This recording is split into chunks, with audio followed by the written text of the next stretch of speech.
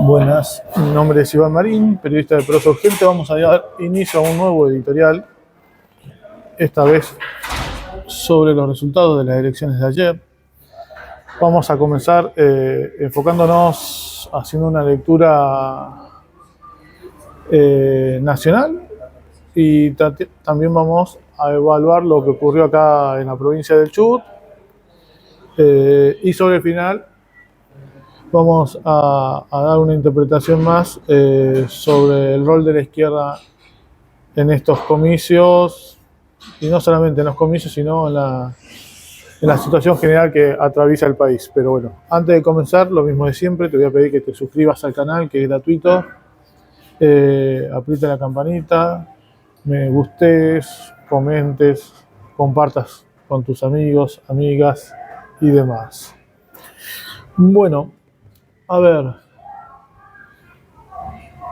¿en qué cambia y en qué no cambia la situación del país a partir del claro triunfo libertario del día de ayer? Esa es quizás la pregunta que supongo atraviesa todos los editoriales que han habido en el día de la fecha y que van a seguir desarrollándose a lo largo de la semana.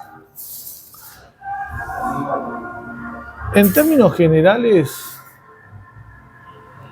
se preveía que los libertarios podían llegar a obtener un triunfo nacional más ajustado, pero un triunfo al fin.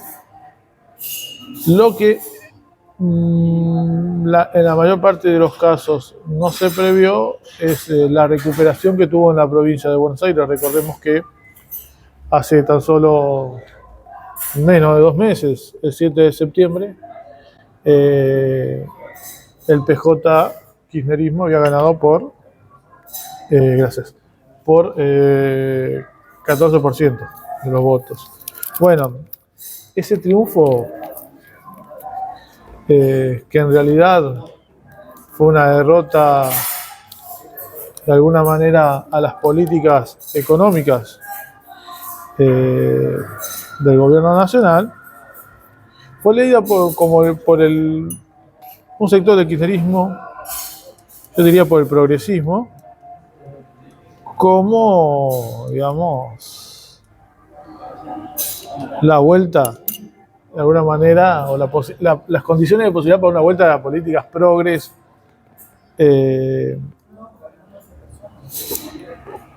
al escenario. Hubo un espíritu triunfalista bastante importante. No importa. Lo que quiero señalar con toda esta cuestión, que duró menos de 2 meses, como decía, es que en el medio el gobierno nacional vivió algunas crisis importantes que para muchos hacía suponer que la derrota estaba cantada para el día de ayer en provincia de Buenos Aires, y después nos ocurrió. Recordemos el caso de Expert, los vínculos con el narcotráfico de varios funcionarios de ellos, y ya de por sí la crisis económica que está viviendo el país, las condiciones cada vez más precarias en que vive la clase trabajadora. Bueno, todo eso hacía prever una supuesta derrota. El salvataje, por otra parte, de Estados Unidos con Trump a la cabeza, parece haber logrado resultados óptimos para el gobierno, y la realidad es que no vas a encontrar ningún editorial en el día de la fecha que no haga referencia a ese salvataje como una condición necesaria, aunque no necesariamente suficiente, para explicar este triunfo. Claro que esto puede ser visto desde al menos 2 perspectivas, ¿no? La común, la que atraviesa a la mayor parte de los análisis de los medios hegemónicos, es vista desde una perspectiva burguesa, tanto desde la ciencia política oficial como desde los analistas políticos que son periodistas también. Y por el otro lado, desde el punto de vista de la izquierda o del clasismo. Ahora bien, también hay una cuestión con respecto a esto, es que son pocos los analistas que olvidan que hay una crisis importante. Creo que se tiene mucha conciencia respecto de esta situación y el gran interrogante es tratar de vislumbrar si este triunfo por parte de la dupla Trump-Milley va a calmar las aguas de la crisis en curso o en todo caso va a ser un espaldarazo para que el gobierno nacional profundice sus políticas antiobreras. Todo parece indicar que este es el camino. A Milei se lo notó ayer y hoy a la mañana bastante calmado, a diferencia de otras oportunidades, con una postura bastante más dialoguista para con sus posibles aliados. Estoy hablando obviamente del radicalismo, del PRO y de algunos sectores del PJ y la burocracia sindical.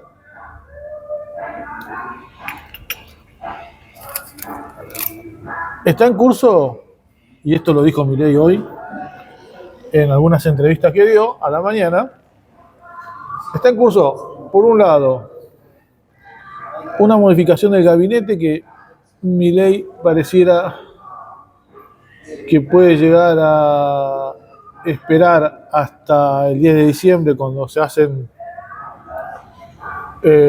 cuando asumen las nuevas representaciones legislativas en el Congreso y en algunas cámaras provinciales, porque según ha declarado el presidente, se tomaría todo este tiempo para negociar con sus posibles aliados. Hay que tener presente una cuestión no menor. En Argentina el 10 de diciembre son 20 años. Hace menos de 2 meses Milei perdió por 14 puntos en la provincia de Buenos Aires y ayer revirtió esa derrota y ganó por menos de 1 punto, creo, pero ganó al fin, descontando varios puntos. De acá al 10 de diciembre pueden pasar muchas cosas, como para esperar un cambio de gabinete hasta esa fecha. Eso por un lado. Ese cambio de gabinete obviamente va a tener un objetivo fundamental, que es a donde yo quiero apuntar, que también lo adelantó hoy Milei. Se viene una reforma, una nueva reforma. Estamos en una etapa de contrarreformas laborales permanentes por parte del gobierno, que es acompañado por la burocracia sindical. Y bueno, se han anunciado algunas cuestiones con respecto a esa contrarreforma que en algún momento la vamos a estudiar con detenimiento. Ahora simplemente adelantaré un punto que escuché en varios lugares, que es el salario estaría sujeto a un criterio patronal por el cual la patronal te puede aumentar el salario de un mes para el otro, pero te lo puede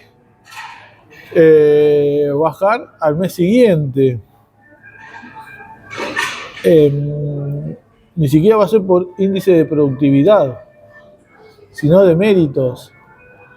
Es decir, que si vos no sos meritorio para la patronal, te bajan el sueldo. Así de sencillo. Hoy, cuando firmás un convenio colectivo de trabajo, desde un punto de vista formal, es decir, nominal, no se te puede bajar el salario. En todo caso, el salario va bajando producto de la inflación y de que las burocracias no atinan a organizar a la clase trabajadora para recuperar esa pérdida salarial, pero no se pierde nominalmente. Bueno, ahora incluso nominalmente, o sea, con un aumento en las horas laborales de creo hasta 13 horas. Estamos frente a una intención de aplicar un golpe monumental sobre la clase trabajadora que va a ir acompañado, obviamente, lo mismo de siempre, reforma jubilatoria e impositiva siempre a favor de las patronales. ¿Qué estoy diciendo qué quiero decir con todo esto? Que el gobierno se está preparando a partir de este triunfo claro en las elecciones para seguir profundizando los golpes sobre los trabajadores y el pueblo en general, pero de una manera aún más abrupta, según lo que el propio Milei ha adelantado en estas últimas horas, tanto ayer como hoy. Esto me trae a colación algo que me parece muchos van a recordar, que es que en 2017 Macri también ganó las elecciones de medio término. En diciembre intentó aplicar una reforma previsional y laboral y su gobierno se dio casi por acabado. Obviamente las clases dominantes aprenden de sus errores y toman otras precauciones. Veremos cómo van a afrontar esta situación. Lo que es inevitable decir es que de desarrollarse esta política por parte del gobierno, se acelerará la crisis social, el descontento social y la agudización de la lucha de clases. Es decir que de conjunto lo que tenemos es un contexto de crisis económica y social muy importante que hay en el país, que estas elecciones no vinieron a resolver, sino más bien a agudizar. Por lo tanto, el método correcto para afrontar la campaña electoral era justamente advertir sobre este contexto y sobre la forma de organizarse para encontrar una salida independiente de todos los bandos patronales. Por un lado, Milei, el radicalismo y el PRO, que son casi un bloque en conjunto, y del otro el PJ kirchnerismo. Hoy, en un editorial que leí de Ignacio Fidanza en La Política Online, manifestó que desde el PJ le achacan a Kicillof la idea de ganar, que la idea de ganar silbando bajito no funcionó y que debiera haber tenido una política más activa. Asimismo, desde otros lugares, por ahí más cercano a Kicillof, justifican la postura del gobernador de Buenos Aires diciendo, y mirá, ganaron por 14 puntos en septiembre. Todas las reglas de la política, de la ciencia política, indican que el que tenía que gritar no era Kicillof, sino justamente el que tenía que descontar los puntos. Por lo tanto, Kicillof hizo lo correcto, mantenerse cauto, sin hacer ruido y esperar un triunfo relativamente fácil. Bueno, el problema con las reglas de la ciencia política, en un contexto de crisis como el que vive el país, es que en los hechos o en muchos aspectos no se condicen con la realidad. y no tienen en cuenta, entre otras cosas, los fuertes vaivenes que hay en la situación social eh, cuando la crisis es muy aguda. Nosotros acá ya en más de una oportunidad hemos manifestado en estos editoriales que entrábamos en una etapa de avances, retrocesos, de choques, de periodo de relativa estabilización, pero que en términos generales lo que iba a atravesar el periodo son los grandes choques sociales. Si bien no ha habido aún un desarrollo fulminante de la lucha de clases, a lo largo del año hemos vivido algunas movilizaciones que han decantado o que han puesto de manifiesto que hay un descontento en un amplio sector de la población que lamentablemente no lo puede canalizar por una postura política independiente.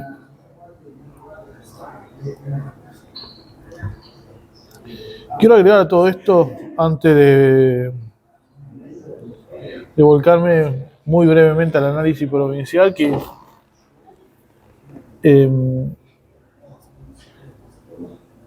la situación que vive el país posiblemente sea la más grave de su historia.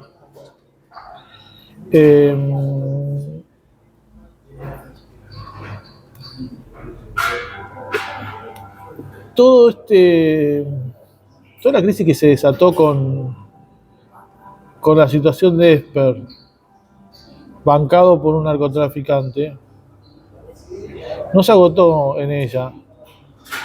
No es algo que nos sorprendiera a mucho. A mí me parece que lo más grave que sucedió en este periodo de tiempo, y sobre todo luego del triunfo del PJ, fue este crimen, este triple narcofemicidio Florencio Varela, Lara, Brenda, Morena. No tanto por el femicidio en sí mismo, que ya de por sí es atroz y que en este canal lo hemos tratado, primero con un editorial, reflexionando a los 2 días de conocerse el hecho, o al día siguiente, sino también con una entrevista a 2 docentes que trabajan y militan en el Bajo Flores, es decir, en la zona de la Villa 1, 11, 14, donde harían sus negocios los supuestos asesinos de estas 3 menores. Digo que el crimen es atroz, pero que es más grave de lo que en sí mismo puede llegar a expresar, es decir, el descuartizamiento de las chicas y demás, porque estamos frente a métodos, digamos, que expresan un nivel de lumpenaje, de degradación social que el país nunca vivió y que se asemejan a situaciones de otros países ya relativamente naturalizadas. Las condiciones de posibilidad para que haya un crimen como el de estas 3 chicas necesariamente es la pobreza, el crecimiento de la pobreza, es una condición de clase, del propio sistema capitalista, y al que han colaborado no solamente los gobiernos más de ultraderecha, como el que está en estos momentos al frente del Ejecutivo Nacional, o el propio Macri en su gestión del 2015 al 2019, sino incluso la gestión de Alberto con Cristina y las anteriores. Charlaba con estas compañeras y ellas me decían, mira, la situación que se vive en la Villa 114, villa en la que la inmensa mayoría son familias trabajadoras que quieren vivir una vida digna, pero que no lo pueden hacer, porque crece el delito, no es de ahora, ya tiene 15, 20 años. Las desapariciones de chicas son recurrentes. El narcomenudeo también, pero el, el problema de las adicciones a las drogas ya viene de hace mucho tiempo atrás, y eso lleva, una cosa va llevando a la otra, y nos encontramos con una situación compleja en la que ningún gobierno la resuelve, básicamente porque entre otras cosas, sus políticas, por un lado, han llevado a esta degradación de las condiciones de vida de los trabajadores en general. Por otro lado, esos mismos gobiernos son bancados por los narcos. Entonces tenemos toda una situación en que no podría haber grandes narcos sin la connivencia de los sectores políticos, judiciales, sin ni hablar de la policía. Eso es lo grave del asunto. Y eso no va a ser revierto con políticas públicas. Eso solamente va a ser combatido de cuajo por una intervención decidida de la clase obrera en el escenario político nacional. Solamente la clase obrera autoorganizada, no solamente en los barrios, sino en sus lugares de trabajo, sobre todo, y dándole un curso nuevo al escenario político que atraviesa el país, puede llegar a revertir esta situación. Eso es lo que lamentablemente en el escenario no existe en estos momentos. Ahora voy a dar algunas razones de por qué no existen. Primero quiero hacer algunas referencias a lo que ocurrió en Chubut. Estoy grabando este editorial, creo que lo comencé hace como 20 minutos, son las 4 de la tarde.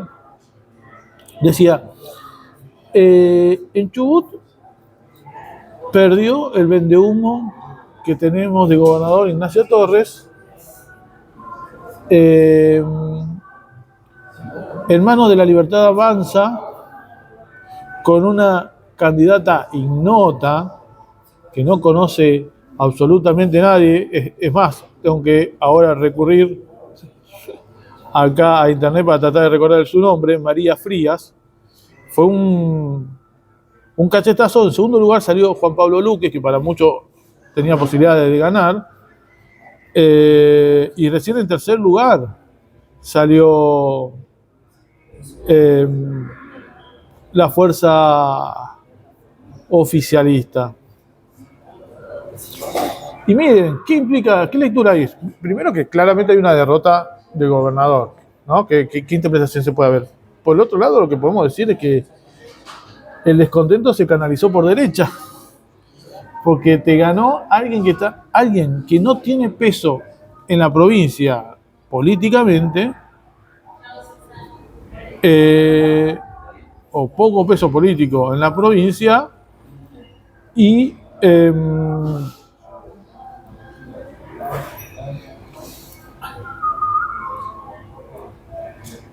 no, decía, alguien que casi no tiene peso político en la provincia, básicamente por la propia impronta que tuvo La Libertad Avanza a nivel nacional. El PJ fue dividido porque Vélez, que es un burócrata que está al frente del Sindicato de Empleados de Comercio, formó un partido aparte, muchos dicen bancado por el propio gobernador, y eso hizo, y se llevó varios puntos, creo que sacó alrededor del 10%. Es decir que uno podría decir que si hubiese ido con el PJ y al menos 8 puntos de ellos hubiese ido con el PJ ganaba claro. Ana Clara Romero, la candidata oficialista, que es diputada nacional, no pudo renovar la banca. Es decir que el PJ va a mantener un lugar y la otra la gana La Libertad Avanza. En la zona sur de Trelew, yo estuve ayer como autoridad de mesa, salió primero por lo menos en mi escuela, la libertad de avance ha seguido del cambiismo. Evidentemente, hay un núcleo duro de la población que está de acuerdo con que estas políticas de tinte fascistoide y antiobrera se profundicen. Pero sí es importante señalar que en el caso de Chubut hay un gobierno, y esto es lo más importante para señalar, hay un gobierno que va a girar a la derecha. Ya de por sí era un gobierno de derecha. Pero ayer Ignacio Torres hizo un señalamiento en su discurso planteando que va a dialogar con los triunfadores. Dialogar con los triunfadores, tomar el programa de los triunfadores.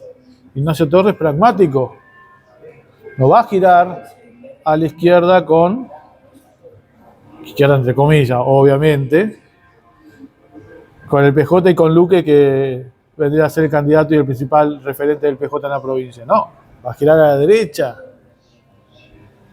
Ahora, este giro a la derecha, o este posible giro a la derecha por parte de Ignacio Torres, es peligroso. Porque peligroso no solamente para la población, sino incluso para su propia supervivencia. Porque Nacho Torres tuvo una elección flojísima, justamente porque viene llevando adelante políticas antiobreras y, entre otras cuestiones, ya viene adelantando la posibilidad de instalar la megaminería en la provincia. Entonces acá viene la complejidad del asunto, ¿no? ¿Cómo se va a mover frente a esta situación y qué expresa el voto libertario? También, si específicamente expresa un voto programático solamente, o sigue expresando quizás eso que muchos consideramos que expresó en octubre del 23, que es una especie de rechazo confuso al régimen político. A los partidos tradicionales me refiero. Bueno, ahí estamos frente a una situación. Si Ignacio Torres decide girar a la derecha y profundizar las políticas que ya viene llevando adelante, que lo llevaron a ser derrotado en las urnas, Chubut puede llegar a prenderse fuego. El fantasma del chubutazo va a estar ahí. Más allá de que lo contenga todo el tiempo la burocracia sindical.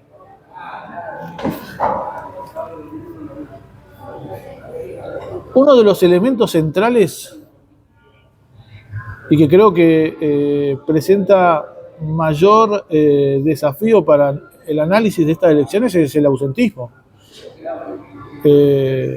Si bien en casi todos los periódicos y en todos los medios se hace referencia a que es el mayor ausentismo desde la vuelta de la democracia, del régimen constitucional en el 83 a esta parte, aún no se tiene muy en claro qué significa ese ausentismo, ¿no?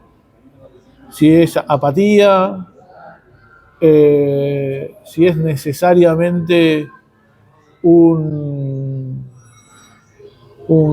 golpe al gobierno, digamos, una acción contra el gobierno. Lo cierto es que estamos frente a un tercio de la población que no fue a votar. Es decir, que cualquier análisis que se haga sobre los resultados de las elecciones, y con esto vuelvo a la ciencia política oficial, se está haciendo sobre 2/3 de la población que fue a votar. Pero deja de lado este tercio, que es un número contundente, que no me fijé, lamentablemente no hice tiempo, pero que calculo que debe estar cercano a ser primera fuerza, o disputándole el primer lugar ahí al a la libertad avanza. Este 40% de la libertad avanza es sobre ese 60 y pico, casi 70% que fue a votar, no sobre el 100%. No es que estamos frente a un 40%. Estamos frente a números similares a los de octubre del 2023, antes del balotaje.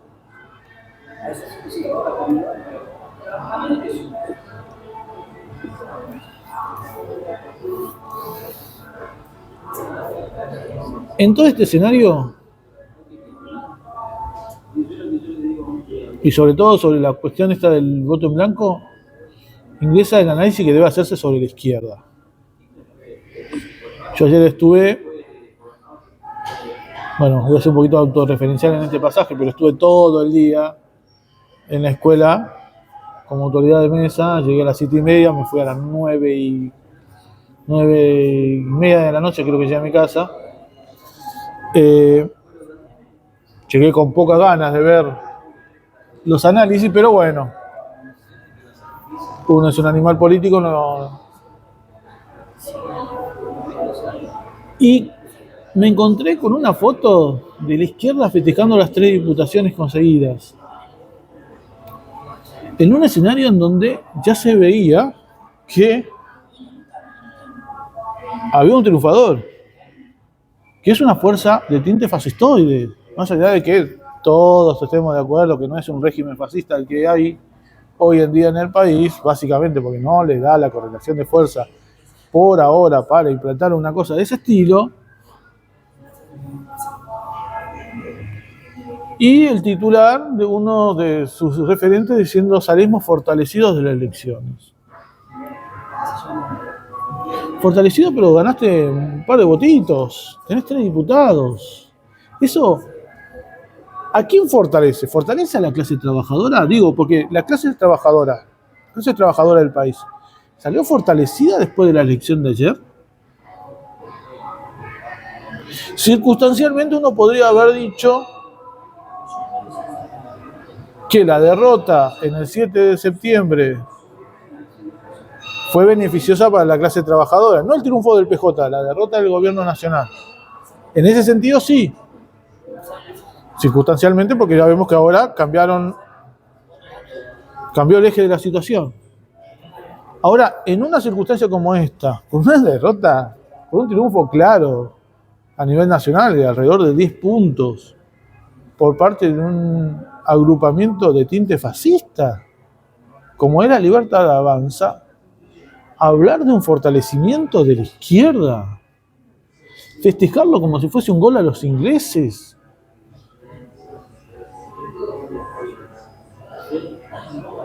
no sé, para mí deja muy en claro que esto no es una izquierda revolucionaria. Festejan seguir sosteniendo el kiosquito en el Congreso y en algunas legislaturas provinciales. Ese es el arribismo político a la enésima posición. El país se viene abajo, la clase trabajadora se viene abajo. En algunos lugares la clase trabajadora tiene que convivir con el narco todo el tiempo. La inmensa mayoría de la juventud está precarizada, de la juventud trabajadora, obviamente. Avanzan las reformas laborales, contrarreformas laborales, los golpes contra los jubilados, pero resulta que la izquierda se fortaleció porque consiguió algunos miles de votos más que en otras elecciones. No estamos frente a un avance contundente, no es que la izquierda logró 2 millones, 3 millones de votos. No, algunos miles. Y 3 diputaditos en el Congreso. Mire, por circunstancias personales, a mí me tocó estar en Buenos Aires el fin de semana pasado. La semana pasada. Caminando por el subte, veía los afiches del Frente de Izquierda. Me quería matar.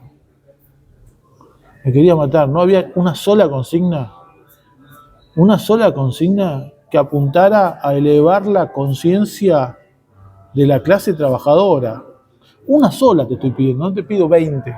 Una te pido. Porque, entre otras cosas, sí, avanza a la derecha desde el punto de vista electoral y está toda esta situación que estoy mencionando, que a su vez viene acompañada de una relativa parálisis, por decirlo de alguna manera, en el pueblo para salir a luchar, es porque lo que hay de fondo es una gran confusión política que de alguna manera se expresa en parálisis. Entonces tenés casi un tercio de la población que no vota porque no cree en este régimen político, otro que cree que se resuelven las cuestiones en la urna electoral, en la urna, y de fondo la inmensa mayoría de la población que no está saliendo a movilizar. Tu función como fuerza de izquierda que se dice revolucionaria debiera ser apuntalar a ese sector que está confundido y darle un camino para mostrarle un camino para desandar. Y eso en una campaña electoral es donde mayor relevancia cobra. Entonces vos tenés que aprovechar esa campaña electoral justamente para dar un programa político. ¿Cuál era el programa político de la campaña electoral del Frente de Izquierda? Se la veía a Miriam Bregman diciendo algo así como con la fuerza de las trans y de las feministas. Ni siquiera el feminismo socialista, no, el feminismo en general, que es un movimiento policlasista, burgués. Votame para que la izquierda esté en el Congreso. Eso era también el otro afiche que vi. Algo así como, votame para que la izquierda esté en el Congreso. No le interesó en absoluto, dar una perspectiva socialista a la crisis en curso. En absoluto. Estoy buscando, porque hoy, a ver, hubo un comentario, aprovechando que tengo la computadora acá, yo hice un comentario parecido en Facebook, y un compañero, Marcelo Sarabia, de Comodoro, me intervino en mi posteo y me comentó: la campaña de la izquierda fue mantener sus diputados en juego y si sumaban uno más, lo decían, iban a festejar como el gol a los ingleses. Por eso festejan. El problema de colocar una alternativa obrera y socialista a la crisis capitalista la dejan pendiente a la espontaneidad. Las bancas son amores. Docente de Comodoro Rivadavia. Obviamente un docente con conciencia de clase, ¿no? Bueno, decía, ¿es eso lo que ocurrió? ¿Qué importa 3 diputados? Para una izquierda revolucionaria, lo importante hoy en día no es ganar un diputado más o un diputado menos. Es mostrarle una salida a la clase trabajadora que se encuentra confundida y atravesando uno de sus peores momentos en la historia del país, desde el punto de vista de sus condiciones de vida. Es mostrarle una salida, es organizarla en la lucha de clases, es poner la campaña electoral para organizar la lucha de clases. Pero el Frente de Izquierda se comporta al revés, y el PTS en particular, que es el que lo dirige. El resto son iguales, ¿eh? No estoy diciendo que sean mejores, son iguales. Sus intervenciones en la lucha de clases están puestas para fortalecerse en el Congreso, el kiosquito interno. Están atravesados hasta en la más mínima expresión de la lucha de clase con este objetivo. El otro día hice una editorial el sábado, donde señalé algo que pasó acá el jueves. ¿Se acuerdan? En Trelew se llevaron detenido a un compañero, Alejandro González, por recriminarle al gobernador la cuestión de la megaminería y el ajuste. Se lo llevaron detenido del centro de Trelew a la comisaría, que también queda en el centro de Trelew.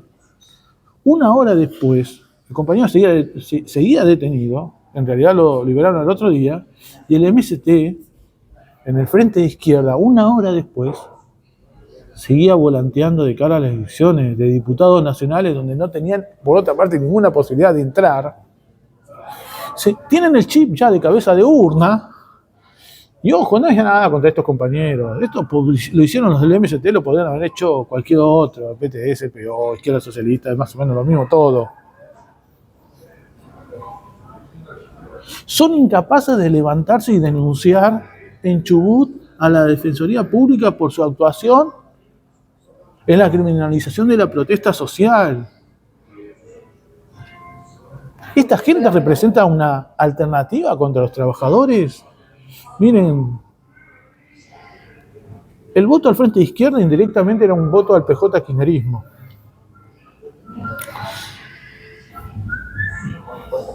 Objetivamente lo digo, Objetivamente el voto del Frente de Izquierda era indirectamente un voto al PJ kirchnerismo. Queda de manifiesto en que toda su política se basa, por una parte, en apuntalar al progresismo descontento con el Frente para la Victoria. Por esto hablar de feminismo en general sin hacer referencia al socialismo y a la cuestión de clase, y por el otro lado con todas sus alianzas con la burocracia sindical, con la conformación del Frente de Izquierda Nacional y Popular en el Congreso. Entonces, acá se dejó pasar una posibilidad muy importante. Con esto voy a ir cerrando. La izquierda creo que ha llevado adelante la peor elección de la historia. ¿Por qué voy a decirlo? En contraposición a los que están señalando algunos que expresan que esta fue la mejor elección de la historia de la izquierda, desde un punto de vista electoral capaz que sí. Desde un punto de vista principista y estratégico, posiblemente estemos ante la peor elección en la historia de la izquierda en el país. Porque el país se viene abajo. Porque el gobierno lleva adelante una política ferozmente antiobrera contra los trabajadores. Porque hay pibes y pibas que pierden su vida todos los días por su condición de precarización laboral, por el narcotráfico, por la trata de personas. Y esta izquierda dejó pasar la posibilidad de hacer una campaña socialista. Una campaña electoral socialista que le diera un norte a los trabajadores para enfrentar esta situación. Más allá de si conseguís o no conseguís una banca más en diputados. Dejó pasar esa oportunidad enorme que te daban los medios de comunicación, la propia dinámica de lo que implica una campaña electoral, para decir, compañeros, vamos a una asamblea de trabajadores y trabajadoras para organizarnos contra la burocracia sindical, contra los planes de ajuste del gobierno, preparar la huelga general en la perspectiva de un gobierno de trabajadores, por un gobierno obrero y socialista. Esa era la perspectiva con la que había que intervenir, poner la campaña electoral al servicio de la lucha de clase y de combatir la confusión generalizada que hay en el pueblo. Pero no, la campaña electoral era dame tu voto para que tengamos un diputado más en el Congreso. Dame tu voto para que tengas un diputado más en el Congreso. Esa fue la campaña. ¿Qué conciencia generás? Es la autorreferencialidad exponenciada a 1.000.000. Miriam Bregman como la Mujer Maravilla. Es patética la campaña electoral de la izquierda, fue patética. No tuvo una pizca de conciencia de clase. Están totalmente ganados por el sistema. En todas las intervenciones los vemos en la lucha de clases. Bueno, la principal conclusión que hay que sacar de todo esto es que esta izquierda básicamente no sirve para nada, más que para intervenir cosméticamente en algún lugar, que hay que construir un partido obrero en serio en Argentina, con un programa socialista y de independencia de clase en serio, que prepare a los trabajadores en la perspectiva de un gobierno obrero y socialista. Se vienen tiempos muy difíciles, posiblemente oscuros en el país, si la clase obrera no interviene. Esta es una realidad, no hay que vender humo, la situación está muy complicada, solamente la intervención de la clase obrera, con una perspectiva independiente, puede cambiar un camino que se ve oscuro. Si no interviene la clase obrera, este camino se vuelve oscuro con una derrota que nos puede costar muchos años recuperarnos. Ya tenemos que la inmensa mayoría de la izquierda está en cualquiera. Hay un sector minoritario muy marginal que tiene posiciones en términos generales correctas, más allá de una diferencia puntual que pueda tener con uno u otro grupo, pero digo, la izquierda hegemónica y la izquierda populista que sigue a esta izquierda hegemónica está en cualquiera. La tarea de los activistas, de los militantes que se consideran revolucionarios, socialistas, en estas horas es difícil, pero tiene que tener un norte, que es, por un lado, dar la lucha contra la burocracia sindical, tratar de desarrollar las autoconvocatorias en aquellos lugares donde se pueda, y con ello preparar las condiciones para la huelga general, que el propio gobierno se está encargando de prepararlas, pese al rol nefasto que está teniendo un sector de la izquierda. Bueno, hasta acá llegamos. Quizás el próximo editorial sea un balance de los balances de la izquierda. No solamente del FITU, sino también de los sectores no hegemónicos. Los partidos de izquierda un poquito más chicos. Voy a tratar de leer todo lo que han escrito de acá a 3 o 4 días y veré de hacer un balance sobre eso. Así que, incluso si militás en algún partido de izquierda, haceme llegar tu balance, porque se me puede pasar, y trataré de, no sé, 15, 20 grupos que hay en el país, trataré de leerme todo y veremos cómo afrontar estas lecturas que me parece que te pueden llegar a servir por lo menos al activismo. Seguramente no va a ser un editorial de masas, pero me conformo con que pueda despertar algún tipo de interés en aquellos sectores que luchan. Te voy a pedir lo mismo de siempre, que por favor te suscribas al canal, que aprietes las campanitas, que le des me gustas y que difundas todo lo que hacemos a pulmón acá en Prosa Urgente. Muchas gracias. Permiso. Perdón.